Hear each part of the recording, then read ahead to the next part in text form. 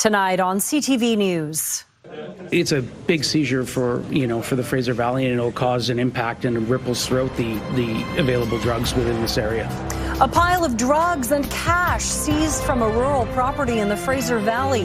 The super lab police dismantled, and who is now under arrest? Also tonight. That's an unprecedented number for a fire hall in any area or anywhere in the city. Inside the city's busiest fire hall, which is the busiest in Canada, and they've just set a new record for call volume. The challenges firefighters face on the front lines, and it's a profoundly emotional topic. These are mothers and babies that died. A troubling consequence of BC's toxic drug crisis, the number of pregnant women and newborns who have died from illicit drugs in the last decade.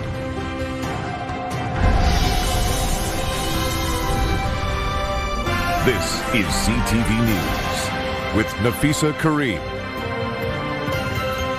Good evening and thank you for joining us. Mi Jung is off tonight. For the second day in a row, the NDP has tabled legislation to ratify a treaty with a BC First Nation.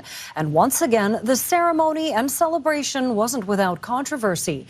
As CTV's Rob Buffum reports, chiefs from neighboring First Nations are voicing their opposition. First Nations leaders came to the front steps of the BC legislature to protest treaty legislation being tabled inside. We are here to make sure that we're defending our territories as the 9 allied tribes. The ceremony in the building, the second treaty bill in as many days. This is a day in which long-standing injustice moves closer to being addressed and fixed. This one involving the Kitsillas First Nation from northwestern BC, thrilled to move the process one step closer to completion after 30 years of negotiations. Very exciting day for my community of Kitsillas. It's been a long time coming. But both the treaty tabled Tuesday and the one celebrated Wednesday were met by calls from neighboring First Nations to pause them and allow more consultation with the NDP to sort out overlapping boundary disputes. We're going to protect our area, our 9 allied tribes territory, and whatever it takes, that's what we're going to do. Send a message to Mr. Eby in regards to who we are and the disrespect that has taken place.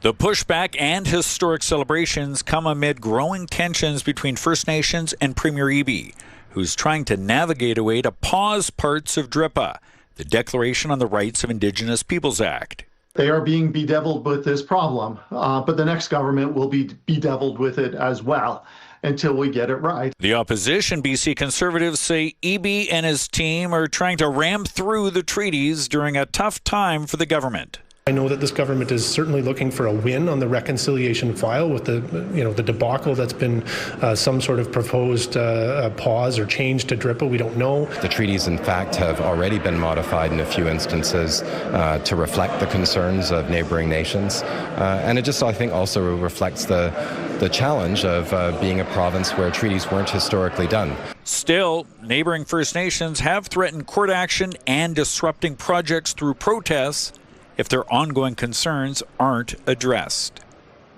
Well, Rob Buffum joins us live from Victoria. Rob, what are the next steps in these treaties being finalized?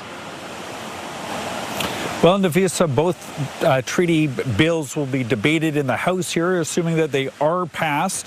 They'll then move to the federal parliament, where a similar process will take place. There'll be debate, and if they're finally ratified there, it'll probably take about 2 years' time from now. Nafisa.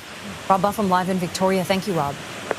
Now to civic politics, and Vancouver's mayor is calling for a $400 million investment to upgrade or replace the city's aging community centres. CTV's Martin McMahon is live at City Hall tonight. Martin, we've heard this call from a number of groups in recent weeks. Well, Nafisa, it's obvious to anyone who uses the community centres in this city that improvements are needed to those aging facilities. We've heard park board commissioners in recent weeks bring this up as an issue as well that they want to address. And now the mayor, who is obviously running for re-election in October, is presenting his vision for what he'd like to see. Ken Sim outlining 5 community centres for replacement or reconstruction under his plan, including Dunbar, Kerrisdale, Hastings, Roundhouse, and the Kensington community centres. This plan also calls for a 25-metre pool at Sunset Park and renewal of the pond at the Dr. Sun Yat-sen Garden. This is what a back to basics, back to community approach looks like. Clear priorities, real investments, and a focus on what matters to Vancouverites. Certainly these are welcome investments. Now the challenge is how we pay for it. And the Mayor did mention at one point partnerships. Typically our capital plans, and this will be my second capital plan, typically capital plans do involve a significant amount of borrowing, and we do have to recognize our ceiling for borrowing. This follows an Auditor General's report which found 72% of the city's community centres were in poor or very poor condition. Sim plans to introduce a motion on this next week, and all of these, what are essentially promises, are subject to Council's approval, with the aim of this being part of the next capital plan. Nafisa? Martin, thank you. Now to a massive drug bust in Chilliwack, a so-called super lab where officers seized nearly 400,000 doses of fentanyl. The RCMP gave us an inside look at the 6-month operation today, including the cost of the pricey cleanup job. Here's CTV's Ben Nesbitt. This, just a fraction of what Mounties found after they raided a clandestine drug lab this past fall. The full haul included roughly 39 kilograms of fentanyl, fentanyl analogs, and fentanyl-containing substances, which amounts to nearly 400,000 individual doses of the drugs. Investigations like this demonstrate our ongoing commitment to targeting those responsible and working with our partners to reduce the presence of dangerous drugs. In addition to the fentanyl, several other illicit drugs were also collected, including kilos of MDMA and methamphetamine, along with 500 kilograms of chemicals used to make more drugs. Mounties zeroed in on this property on South Sumas Road in Chilliwack early in 2025, before they executed their raid in October. I think it's time for our justice system to catch up to the reality of the danger of these drugs. This seizure is similar to one of the biggest drug production busts in Canada, when 54 kilograms of fentanyl or its analogs were uncovered in an October 2024 raid in Falkland, BC. Mountie said the Chilliwack bust cost hundreds of thousands of dollars after the initial bust, saying the dangers of dismantling the lab and analysis of the drugs included specialized resources, including Health Canada chemists and the RCMP's clandestine lab enforcement team. These scenes, they pose a significant risk to our members, the investigators involved, and I would say the public overall due to the contaminants that are involved. 35-year-old Justin Foth and 37-year-old Carlos Martinez were both arrested and charged with several offenses. Both remain in custody. Ben Nesbitt, CTV News, Chilliwack. The busiest fire hall in the country is right here in Vancouver, and it's just reached an unsustainable milestone. Last month, it broke its own record in call volume. CTV's Isabella Zavarisi reports it's taking a toll on firefighters in Vancouver's most challenging neighborhood. At Hall 2 in Vancouver's downtown east side, firefighters are exposed to as much trauma in a year than some experience in their entire careers. Our members are incredibly resilient, but even resiliency has its limitations. Last month, the station at Main and Powell broke its own record, 94 calls in one shift, a call every 15 minutes. That's an unprecedented number for a fire hall in any area. It leaves the 14 staff members here with little downtime. There's no rest period in between calls. Union President Katrina Davison says the average call volume at other stations is around 500 to 600 per month. In March, Fire Hall 2 responded to nearly 2,000 calls. 1,988 in 1 month is absolutely shocking. Those calls aren't just a number either. They're actual people that are experiencing an emergency or the worst day of their lives. The tight-knit team is often responding to SRO fires, car crashes, and overdoses as the public health emergency reached a grim anniversary Tuesday. For the last 10 years, our members have experienced that and seen the evolution. They have a lot of pride in this community and want to do everything they can to help everyone that lives here. Those who work here are restricted to only 1 year of service. Anything beyond that, and it's affecting people. Davison says even a year is proving to be too challenging. We are having conversations around maybe reducing that number of shifts also in the future. Because the daily exposure to the anguish, hardship, and overdoses in BC's most troubled neighborhood takes a toll. Isabella Zavarisi, CTV News, Vancouver. Emotions were raw today as the First Nations Health Authority provided an update on the toxic drug crisis just 1 day after the 10-year anniversary of the Public Health Emergency Declaration. Since the public health emergency was declared in 2016, more than 2,836 First Nations people have died. The magnitude of these deaths is overwhelming. It is not uncommon for First Nations people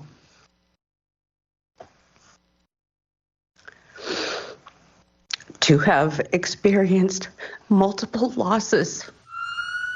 The latest data shows First Nations people represent nearly 16% of the overall death toll.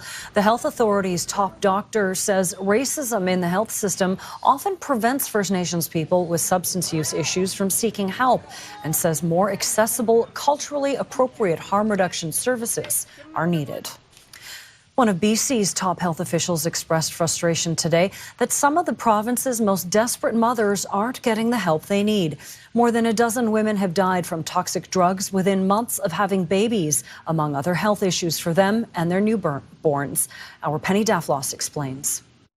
What is a joyous time of life for some can be a harrowing experience for others. Some aren't able to stop drug use during pregnancy. Others have little or no access to a doctor for prenatal care. It's a profoundly emotional topic. These are mothers and babies that died. Dr. Althea Hayden analyzed more than a decade of perinatal data in Vancouver Coastal Health, finding mothers in the downtown east side and remote communities face overlapping challenges. These are very vulnerable families, young mothers who often themselves grew up in child protection services, in some instances are still in the custody of the ministry at the time of their pregnancies. She found in the last decade, 14 new moms and 12 infants have died from illicit drug use. Drug-related overdoses is now the leading cause of maternal death in Vancouver Coastal Health. What's also important is what isn't in those statistics. Those overdose numbers don't include mothers who died while pregnant, and they don't capture how many moms and babies survive drug poisonings and have long-term health issues. Not all the recommendations in this report require funding. But they do require government agencies working together on things like outreach, family housing, and recognizing that syphilis infections have surged in these babies, even though they're preventable when infected moms take penicillin. We've spent a lot of resources and effort in Canada to ensure pregnancy and childbirth are healthy, safe. Every time a woman dies, an infant dies, we should consider that a tragedy. Especially since about half of the deaths are in Indigenous women. And whether they survive or become a coroner statistic, they're struggling. In this population, women are really, really profoundly motivated to change, to move out of their phase of addictions, to really shift what their life looks like so that they can become the parents that they did not have the opportunity to have themselves. But people need help to do that. Penny Daflos, CTV News, Vancouver. A look outside and it's looking lovely downtown. Dry streets, what we want to see. Love to see it. This time yesterday, we saw people scattering around with umbrellas. True. Not so much. And I've got good news for you. If you like today, you are going to love tomorrow, Nafisa. It's a patio kind of day we have ahead. So let's take a look at the current temperatures as we head toward tomorrow. 8 degrees at the moment in Vancouver, 9 in White Rock, 9 in Abbotsford, and overnight. Oh, there we go. My clicker is clicking.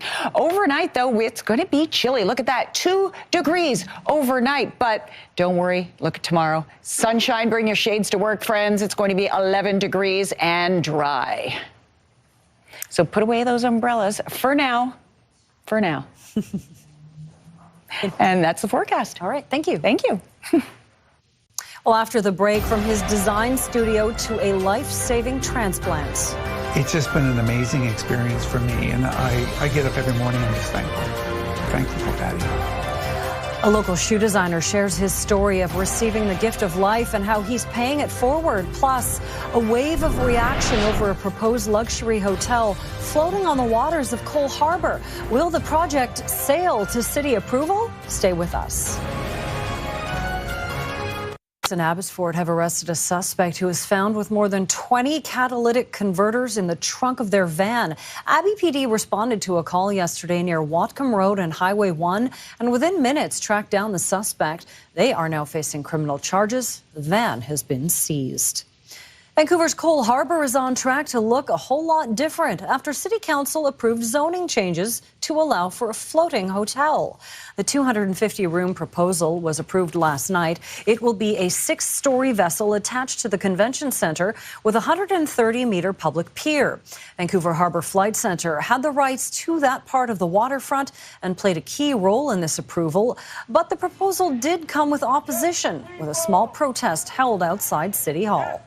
In terms of public benefits, they aren't offering very much. The developer's basically offering a walkway to a spa and a restaurant, which serves the flotel more than that really serves the public. This is something that Vancouver needs. One of our core economic drivers is tourism.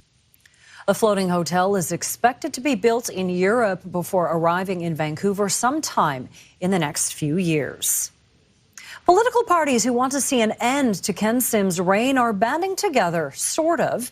They've unveiled a new strategy they hope will lead to victory in October's election.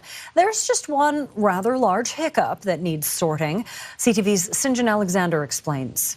Admitting it was not easy and took a long time to establish the rules, 3 parties have come together, not as one, but as a united force on the left. We share a common vision of replacing Ken Sim and ABC with a progressive mayor and council. Worried 3 progressive parties would split the vote in October's election and lead to defeat. A compromise they hope will ensure success. And as progressives, it behooves us on behalf of the people that we choose to and hope to represent that we work together. The strategy?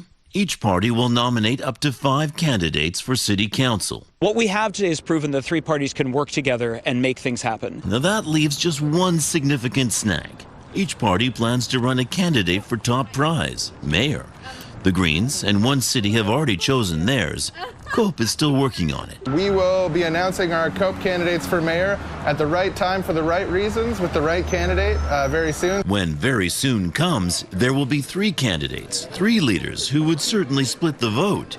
CTV News has learned the parties have agreed to test the water, see how the public reacts, and then unite behind one candidate for mayor closer to the election. I think it's great that we can show people in the city different options for mayor, have each party have someone come forward, and then work together in good faith to figure out who can carry the flag into the general election. But in the meantime, I'm excited to run to win. And I intend to be that mayoral candidate that defeats Ken Sim October 17th. In other words, for this strategy to win, others will have to lose.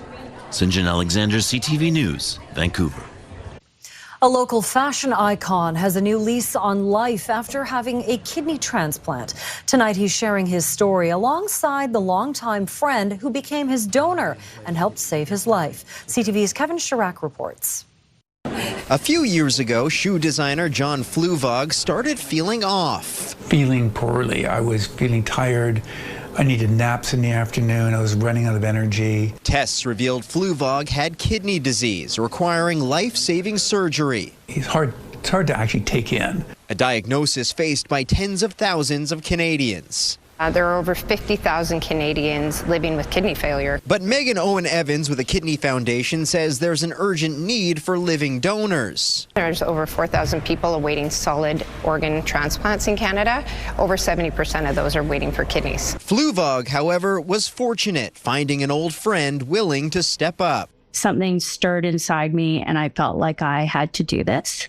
Patty Carmichael was a match, and 1 year after surgery, both are doing well. It's just been an amazing experience for me, and I get up every morning, I'm just thankful for Patty. Unbelievably rewarding. Carmichael's recovery moved quickly, checking off a physical feat just 3 months after surgery. I was able to do a 1-week challenging backcountry hike with no complications or pain. Dr. John Gill says transplant surgery is low risk and life-changing. We all have 2 kidneys, so we can safely donate a single kidney. And the impact goes beyond the patient. Over the lifetime of a kidney, each living kidney donor saves the healthcare system north of $1 million compared to treatment with dialysis. During his stay in hospital, Fluvog received this sketch from another doctor with a passion for fashion. And I looked at it and something, I went, oh, this is kind of a good idea. And she described the straps, one for the ureter, one for the artery, one for the vein. And it had to be blood red. The sketch inspiring the new limited edition Fluvogs made in honor of Patty and her husband Alan, hoping to turn gratitude into action. If I can get one person to donate, I find it a huge success. A portion of the shoe's profits goes to the Kidney Foundation of Canada. Kevin Chirac, CTV News, Vancouver. A victory lap for the Prime Minister on Parliament Hill today. After the break, a joyous first full caucus meeting for the federal Liberals since clinching a majority. But with an economic update looming, the celebration could be short-lived. We'll be right back. The tale of 2 caucuses on Parliament Hill today. The Liberal Party welcomed its newest members to mark its new majority status, while the Conservatives were left defending their leader following a shocking floor crossing and declining support during this week's by-elections. CTV's Abigail Beeman reports. A hero's welcome for the 3 MPs who secured the Liberals a majority, with newest floor crosser Marilyn Gladu front and center. What a great group. I'm very excited to start building Canada strong for all. And a fantastic addition. Great, lots of love. Great to meet my new colleagues. The Prime Minister has leaned on the word humility a lot in 24 hours. We approach it with humility and determination. Canadians have placed their trust in the government's plan. We now have reinforcements to help implement that, and we're going to go straight to work. But wasn't immune to asking for applause. With the caucus feeling so victorious, they cheered regular old MPs too. A stark contrast with the Conservative caucus in the basement. Are you worried about the 4 caucus members? Who leaned on the idea of unity. Caucus is united and united behind a leader that has a vision. Our caucus is united behind Pierre Poilievre. Pierre Poilievre and our Conservative colleagues are the last hope to save our country. That's why we're united. In the face of 4 floor crossers, not everyone shared their thoughts. What can Conservatives do to make their message resonate more with Canadians? While one MP put it simply. What needs to change for the party to go up in the poll? More votes. Poilievre said this week he isn't going anywhere, as the Liberals say they're still talking with potential floor crossers, and everyone wonders about the next move with a razor-thin majority. Abigail Beeman, CTV News, Ottawa. Hot on the heels of a fuel tax cut aimed at helping Canadians deal with the economic fallout from the Iran war, the finance minister is going to table a spring economic update later this month. This is going to be a plan that is going to help families, it's going to help our industry, it's going to help our nation, Mr. Speaker, to prosper and to obviously bring good news to Canadians across the nation.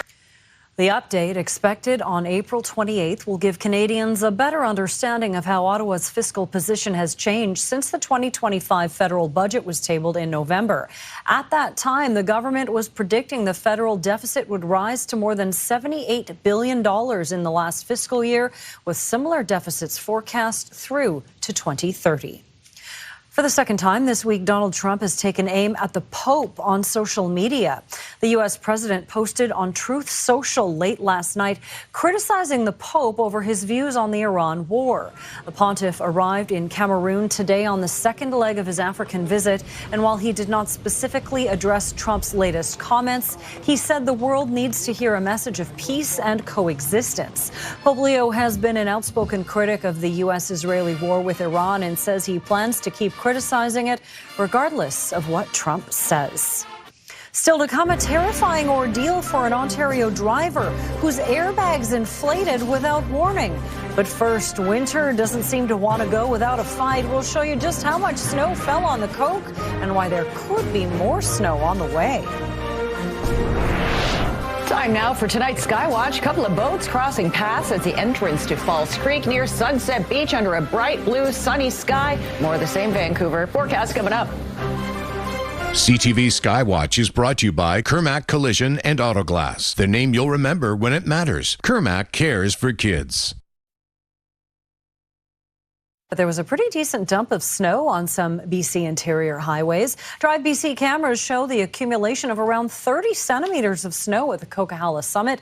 The flakes started falling in the evening, but the heaviest snowfall came overnight, making for treacherous driving conditions. There are also some special weather statements in effect for more snow in the Kootenay region. Caroline, it seems winter is not done with us quite yet.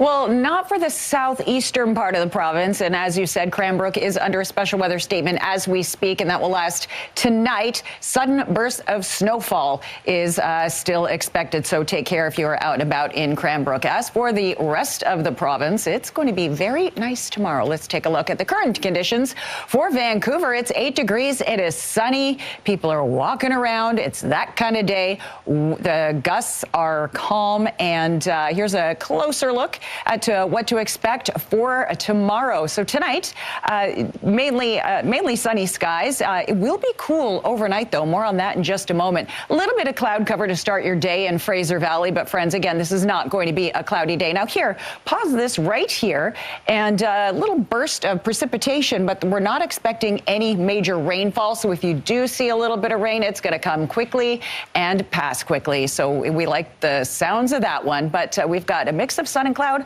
for the rest of the day. So the next 24 hours look like this. A few clouds overnight, mainly sunny, and as I said, very cool overnight. 2 degrees overnight, so close to freezing, so very chilly as you're heading out to the office. But bring your shades. It's going to be a sunshiny day. We're going to hit a high of 11 degrees tomorrow. You love to see it. Here's a look at the South Coast forecast for tomorrow. Port Hardy, 12 degrees under a mix of sun and cloud. Campbell River and Comox. See, I'm so excited to see sunshine, I can't even speak. Going to see a high of 13 degrees under mainly sunny skies. Tofino, we'll see a little bit of fog in the morning, but that will dissipate as the day goes on, and you're going to see sunny skies all around. Look at that South Island forecast. Port Alberni, 13 degrees. Victoria, high of 12. We'll see some fog on the Sunshine Coast as well in the morning, but that will clear out, and you'll see a sunny day and 12 degrees. Sunshine on the sea to sky. As for the lower mainland, again, little more cloud cover as you head toward the valley, but this is not a cloudy day, friends. Sunshine all around. We do have a little bit of rain at the end of the 7-day forecast, but that's a 7 days from now problem. Enjoy the next few days of largely sunny skies. A little bit of cloud cover over the weekend, but still dry for now. Sunday and Monday look spectacular. Can't wait for that. Spectacular, yes. Patio time. Yeah, indeed. Thank you, Caroline. Well, after the break, a nasty surprise behind the wheel. I only felt like a huge explosion. My hazard lights went on. The owner of this pickup truck says his airbags just went off for no reason and almost caused him to crash. We investigate when CTV News at 6 returns.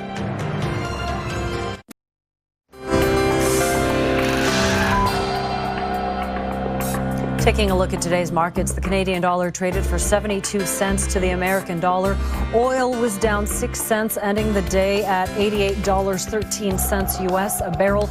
Gold lost $26.50 on the day. The TSX ending the day higher, up 53 points. The Dow Jones closed lower, down 72 points. Sunwing and WestJet are extending their suspension of operations in Cuba as the island nation grapples with severe fuel shortages. The move will apply to Sunwing, WestJet Vacations, and WestJet Vacations Quebec. All company operations in Cuba will be canceled between June 20th through October 9th. Customers who have made a group booking will be contacted to review their options. Canada's major airlines began suspending flights to Cuba in February because of aviation fuel shortages caused by a U.S. energy blockade. Airbags have been standard equipment in vehicles since 1999 and have saved an estimated tens of thousands of lives. But the driver of a newer model pickup truck says his airbags went off for no reason at all. Here's CTV's Pat Foran. I was driving. I was 10 minutes away from home. It was terrifying. Victor Sanchez of Mississauga says it was in February when he was driving his 2025 Ram 1500 truck. He says without warning, the airbags deployed. My airbags went off with no collision. It was both my curtains and both my seats. Sanchez says the loud bang startled him and almost caused him to lose control. I only felt like a huge explosion. My hazard lights went on. I was disoriented at the moment. Pretty scary, to be honest. He says he was glad it's a newer truck still under warranty because he was told replacing the airbags and other components of the safety system would cost $15,000 to $20,000. All my headliner has to be replaced. My seats need to be replaced. All my seat belts need to be replaced and all the modules. Sanchez took the truck to his dealer and was told there would have to be an investigation. It's been over a month and he says he can't get answers. When CTV News reached out to Stellantis Canada, a spokesperson said data from the vehicle's occupant restraint control module indicates the vehicle was beginning to tip and multiple onboard systems predicted a rollover event. The airbag deployment operated as designed and no manufacturing defect was identified. Stellantis said since there was no defect, the cost will not be covered, adding warranties do not cover repairs required due to fire, accidents, abuse, negligence, and misuse. Sanchez worries he'll now be out of pocket for the repairs and the rental car he's been driving. He didn't expect to have such a large repair bill on a newer vehicle. We're talking about a $90,000 truck I just bought. It was my dream truck. I worked for 5 years a lot to buy it, and I haven't been able to use it. And I'm still responsible for car payments, insurance. Pat Foran, CTV News. Canada's largest AI and technology event brought business leaders, policymakers, and innovators together in Vancouver this morning. Events like this speak to something that makes Vancouver incredibly unique. We don't just talk about innovation here. We collaborate, we test, we adopt, and more importantly, we deliver real-world impact.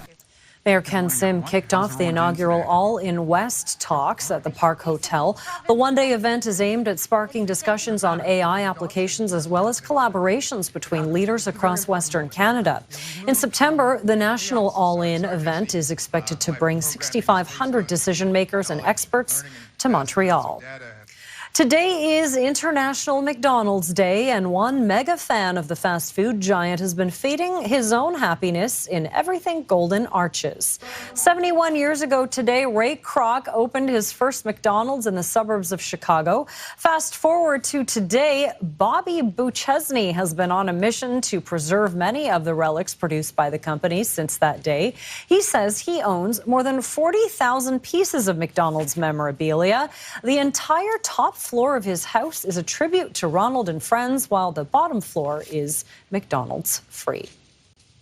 Production on season 4 of one of HBO's biggest shows has gotten underway in France.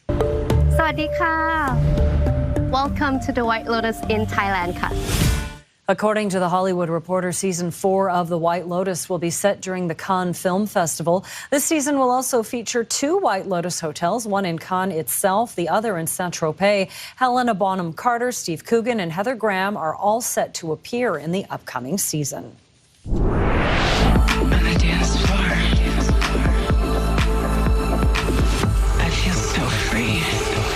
Big news from Madonna fans. She's got a new album on the way. She's released a sneak peek of the new album titled Confessions on a Dance Floor Part 2, a follow-up to the original 2005 album. The pop star confirms the new album will be released on July 3rd. It will be her first full-length album in 7 years.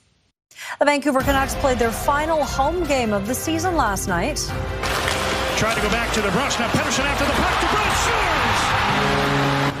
They finished with a 4-3 overtime win. There's one more game before this dismal season comes to an end. Coming up, we'll look at what's next for the team in our final Rinkside Report. And later, blooming boots. Adam finds out the unexpected connection between a pair of cowboy boots and a bicycle polo player on the Sawatsky sign-off. Right now, here's Carrie with a preview of your morning Vancouver.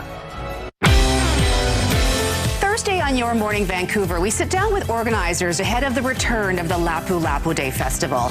Also, a closer look at the path forward for the BC government when it comes to the rights of Indigenous people. And get your summer concert on. We'll tell you which acts are set to perform at the P&E this year, including some artists which have yet to be revealed. We'll see you in the morning. The Ringside Report, brought to you by CapitalDirect.ca. For your best financial health, choose FlexiLine Fitness from Capital Direct. Call us today.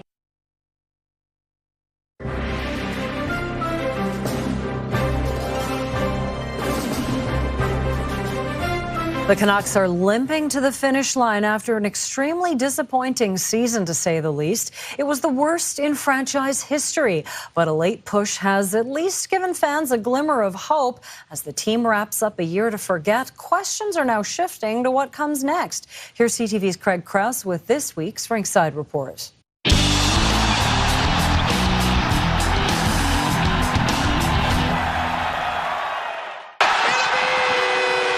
Canucks spiraled to the bottom of the standings this season.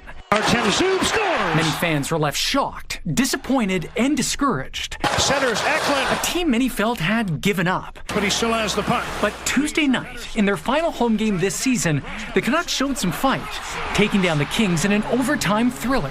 Personally, you want to give the fans some wins, something to cheer for. And a late season win, marking 3 in a row. It's not a fluke what happened the last 3 games. These teams are pushing they all wanted to beat us because of their own destinies. With the playoffs getting underway this weekend, the Canucks are now turning their focus to the offseason. Well, it's been an historically bad season, obviously. It's been a season to forget in so many ways. Playoff aspirations faded quickly when the team traded their captain, superstar defenseman Quinn Hughes, in December. A franchise seen as a Stanley Cup contender just a couple of years ago, now facing a full rebuild. The question is now, how long does the front office and does ownership have in their stomachs to stay in that rebuild? Is there a player in this draft that can make an immediate impact next season? That's a lot to ask of this particular draft class. There is a route in which I think a player like a Gavin McKenna could be a contributor, but a dramatic impact, too much. No, there is no generational player at the top of this draft. It's still unclear where the Canucks will pick, but it will be no lower than 3rd overall. Yet, there's no shortage of speculation about whether the team will head into the draft with its current front office and head coach, Adam Foote. It's hard to see him coming back. Never say never, but I would be surprised if he's the coach next fall. A decision ownership will have to make in the coming weeks. The Canucks close out the season on the road in Edmonton Thursday. Craig Crow, CTV News, Vancouver. The Ringside Report, brought to you by Capital Direct. CapitalDirect.ca. From athletes and coaches to a broadcaster and sports medicine pioneer, the BC Sports Hall of Fame has announced its class of 2026. Induction into the BC Sports Hall of Fame is the highest sporting honor in British Columbia. This year's inductees include CFL legend Doug Brown, soccer great Silvana Bertini, Olympic bobsleigh champion Justin Cripps, and multi-sport Olympian Georgia Simmerling. The Vancouver Whitecaps champion women's team of 2006 is also being honored alongside 3 builder coaches, a sportscaster, and a sports medicine doctor. The class of 2026 will be officially inducted at a gala this fall. With the World Cup less than 2 months away now, the city of Surrey has announced where people will be able to come together and watch for free. The Surrey Civic Plaza, Cloverdale Agriplex, and Softball City will be the locations of the city's fan zones for the World Cup. They will show the games on the big screen with interactive activities and entertainment to enjoy. The Civic Plaza will host the first live match on June 11th. More acts have been added to the lineup for the P&E Summer Night Concert Series. It's been 1 week since you looked at me. Your hand to the side and said I'm angry. While we're bopping along here on the desk, the Bare Naked Ladies have made the list alongside indie rockers Mount Joy and Train. Musical theater fans will be able to see Cynthia Erivo, you know her from Wicked, perform with the Vancouver Symphony Orchestra, while Punjabi music fans can celebrate with Punjabi Versa. The concert series runs from August 22nd to September 7th at the new amphitheater. Cynthia Erivo, that's a big name. Yeah. But I do love the Bare Naked Ladies, too. That takes me back. There's something for everyone. It is. They've got it all. Oh, speaking of something for everyone, we've got Homeward Bound, our segment where we introduce you to furry friends from local rescues that are looking for their forever home. Here are some pets now available to adopt from the BC SPCA. Mark is a Maremma sheepdog and German Shepherd mix and is expected to grow very large. The 5-month-old is described as a gentle giant who loves sunbathing and belly rubs. Hey, same. His ideal adopter would have experience with livestock, guardian breeds, and lots of outdoor space to run around. Mark is available for adoption at the BC SPCA in West Vancouver. If you're looking for a fun-loving, energetic young dog, KJ may be the pup for you. The 1-year-old Rottweiler Mastiff mix is described as a lovable goofball. I mean, who isn't? Who thrives on attention and eager to please. Samesies. Still a puppy at heart. He still loves to chew on just about everything in sight and is working on his leash manners. He's working on it. KJ is available for adoption at the BC SPCA in Maple Ridge. Oh, look at that smile. Well, Lionel is a super sweet cat who will bring nothing but good vibes to your home. I'm sure Lionel wants belly rubs too.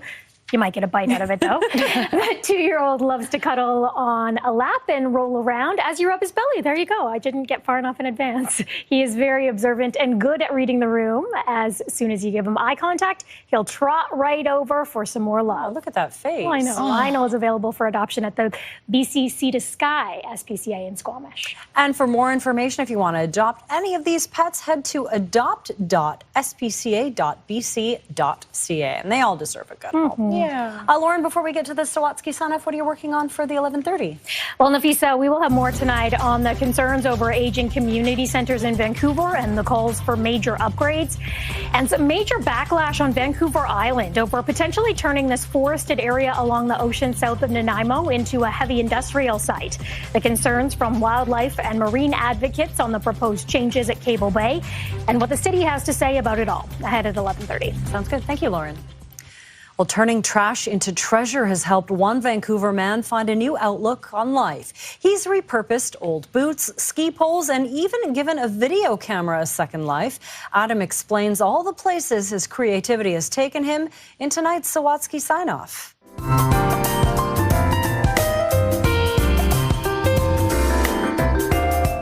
Although it is unusual to see boots outside a bedroom window that were once blooming, marigolds and cowboy boots.